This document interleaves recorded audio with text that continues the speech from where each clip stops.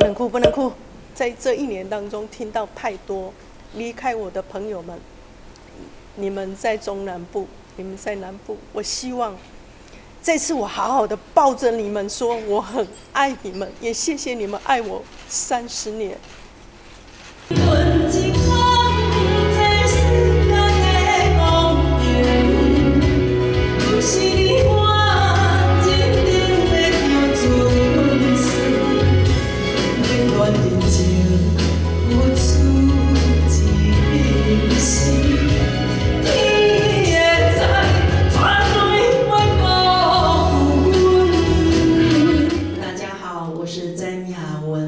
我今年30岁。30岁了，哇，恭喜你，刚满30岁。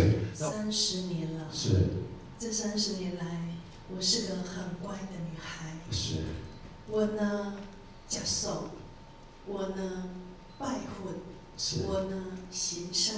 对。但是这些，并不是我不想做，我很喜欢做。对，很喜欢做。但我总觉得，可以用别的方式做，譬如说。叛逆一点，譬如说大众化一点，而不是自己小小的去做。所以我觉得我30年是被锁住的。哦，被锁住了，是不是？那我。所以呢，这个锁链在30年的今天，我要把它打开。好，所以前只是试音而已。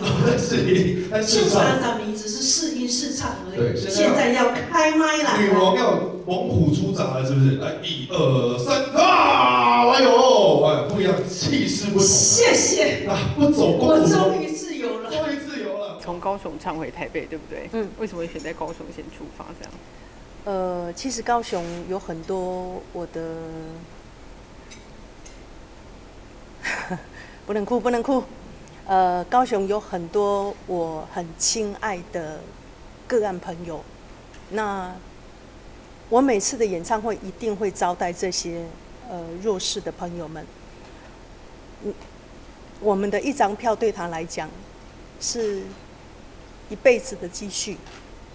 我只希望说，高雄的朋友们，你们等我。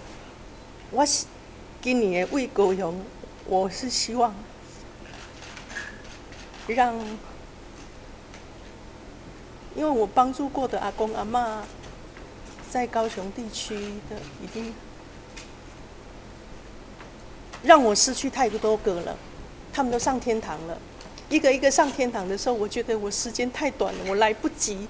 我要以最快的速度，赶快的将我几个个案的朋友全部拉在一起，我们要好好的拥抱一下。我对不起你们，我一直没有拥抱你们，我只是远远的距离。